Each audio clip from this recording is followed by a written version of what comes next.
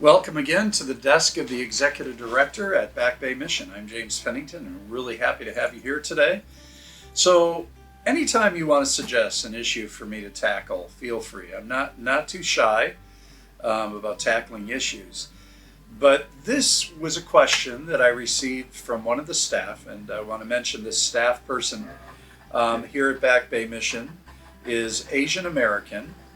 And the question was this: have you thought about white privilege and how it's becoming more apparent in today's culture and society? And I have to say, oh my gosh, I have thought sometimes way too much about white privilege, and which is for me has really been an emphasis over the last few years. I think especially with the George Floyd incident, we had a lot of people that stepped up and said, hey, I need to read, I need to study, I need to look at privilege, I need to look at my whiteness, I need to understand how my whiteness plays into the system and into the kind of abuse that some young black men are experiencing at the hands of law enforcement. And so it's been very, very interesting, right, to be in the middle of this discussion. And then also to be a white male myself, and having my own privilege and coming from a place of privilege, acknowledging that privilege and finding ways to use that privilege in a positive, life-giving, powerful way that gives life rather than detracts from the system. So I'm really grateful that the staff member brought this question forward. And they also brought forward a story around the NBA and how white fans recently have been assaulting black players, and I believe there's been 5 assaults in the last 5 days, something to that effect. I think it also intersects with the rise of anti-Semitism because of the Palestinian-Israeli conflict. And I think this whole issue of privilege and white privilege intersects with Pride Month. We're in June right now, right? We're in Pride Month. And there historically have been many assaults on the LGBTQIA community. So what I want to talk about today is privilege, but all of those crazy intersections that we have in the middle of this particular month of June. So I have a pride flag here. Whoops, I did have a pride flag. Let me go back to the pride flag. There's the pride flag behind my desk here on my computer desk. And pride, I think the pride flag is a beautiful symbol for really diversity. That's what it was intended for. It wasn't intended to necessarily just represent the LGBTQI community, but it was to represent diversity. The colors of humanity, right?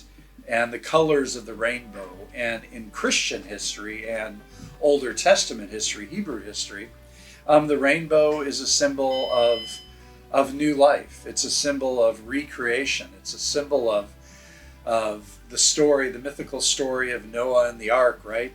And then as they leave the ark, there's this beautiful rainbow in the sky, and God says, the Divine One says, this rainbow will be a reminder that I will never destroy all of humanity on the planet Earth again. And so it's a symbol of regeneration, a symbol of new life. It's a symbol of diversity because we know that, at least as the mythological story goes, that there was this ark, and Noah and his family brought 2 animals of every species into the ark, and then they repopulated the earth right after, and probably just repopulated their section of the globe and of the earth. And so that whole idea of pride, of rainbow, is really deep and really beautiful. Now, the significant thing about the rainbow flag is, before the rainbow flag, it was a pink triangle that was used to represent the LGBTQI community, or the queer community. And that goes back actually to the days that LGBT individuals spent in concentration camps in Germany.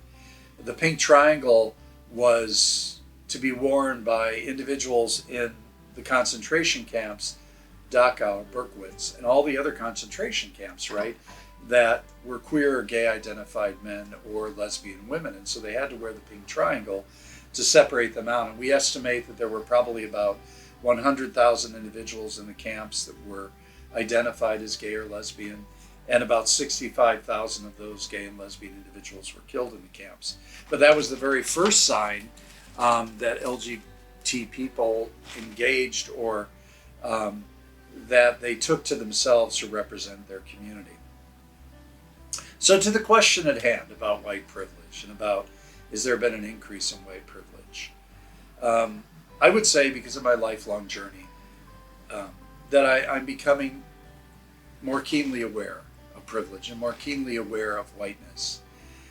I grew up in a family where some of the members of my family, aunties and uncles, were a part of the John Birch Society.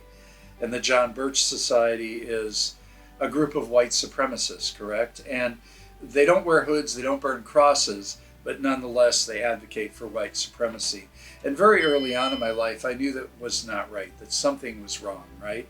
But I want to read you a section from a book that I recently read in the last probably 2 or 3 years by Michael Kimmel, and it's entitled Privilege, a Reader.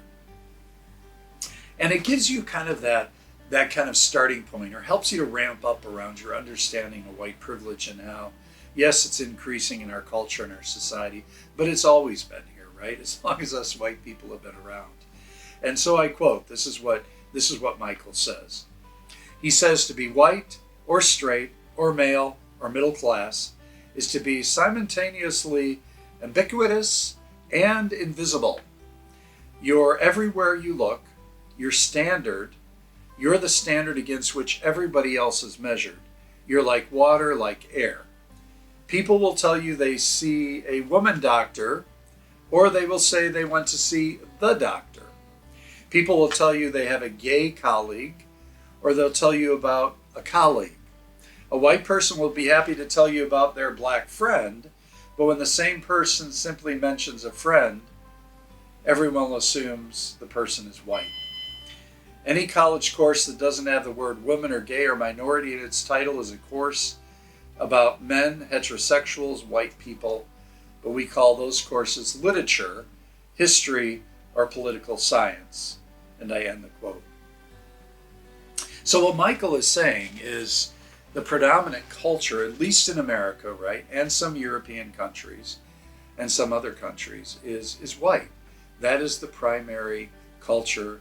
That's the dominant culture. And so if I talk to you about a friend of mine, I may say, this is my gay or lesbian friend. Otherwise, it's just a friend. And that is heterosexual normative, or white normative, or this is my black friend, or this is my Asian friend. And if I say a friend, generally we probably know that it's a white friend. At least that's the perspective of white culture, right? That may not be the perspective of other cultures. And so I do ask, why is whiteness such a part of our culture in America? And primarily it's because we were established by white Anglo-Saxons, right? By white Germans, by people that were considered to be white. And so that's a part of how we began. It's a part of how we see ourselves. And I think whiteness or white privilege is surfacing more because we're realizing our diversity, but also our unity. And I guess what I'd like to stress more today, from my perspective, as I've been about this work of dismantling racism around white privilege, around queer rights or LGBT rights, is that maybe we should be looking at it from the perspective of that we're celebrating the diversity, that we're excited about the diversity, that we're happy that there's diversity and not sameness. Because I was just talking to another executive director today from one of our partner organizations, Loaves and Fishes. And Leslie said, I don't want to be the same as everybody else. I don't want to think the same. I don't want to act the same. I don't want to have the same ideals. I actually had a conversation with Craig, one of our staff members, yesterday about this, and said that we'd rather have opportunities to expand, to hear somebody else's perspective, whether they're from a different culture, they're from a different economic status, they're from potentially a different country, to expand our understanding, to open our minds, and to be open to changing our worldview and our perspectives, right? And so when I think specifically about diversity and I think about race, years ago, those of us who were doing this work, we talked about, well, you have to be colorblind. That seemed to be the key. But now, as we've moved forward in this work of diversity, as it relates to all of those intersections I've talked about, that we say in this world of diversity that we'd rather see and recognize the diversity, celebrate the diversity, and be excited about diversity and what we can learn from diverse populations, from people that are different from ourselves. And here at Back Bay Mission, because I need to bring Back Bay in, right, is we're an incredibly diverse community here. Those who work here on staff, the 17, 18 people we have working here, very diverse.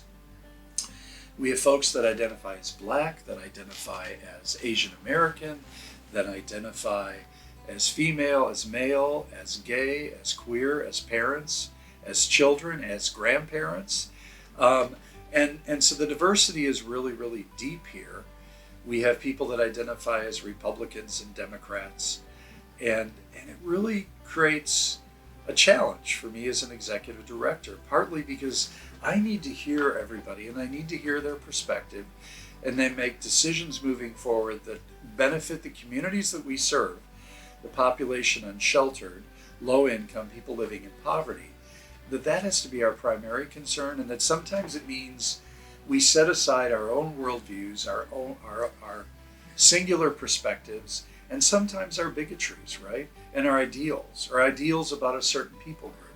Because what we're about here is really serving people who live in poverty, people that are unsheltered, no matter where or who or what they are.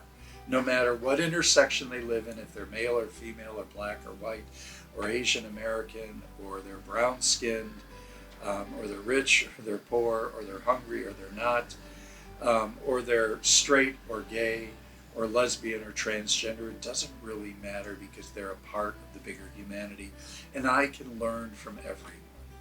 I can learn from other people's perspectives, because very honestly, the only experience I have, my friends, is the experience of a white male. That's the body that I walk in. And I can choose to disclose whether I'm gay or straight, but I don't choose to disclose my gender or the color of my skin, because it's hanging on these bones each and every day, right? So what I would encourage you to do today is, as you're walking in the world, which is incredibly diverse, by the way, outside these doors and outside in the world. I mean, if you look at the trees, the diversity of trees and the different leaves between evergreens. And I lived in the desert before coming here. The flora and fauna in the desert is completely different than here. The diversity is incredible and beautiful. The diversity of animals. The diversity of those of you who live in areas that have snow, right? The diversity of the snowflakes. There's no two snowflakes that are alike in their design. Now, I think that's somehow connected to the divine architect, right? Who has determined that diversity is beautiful because God's self is diverse.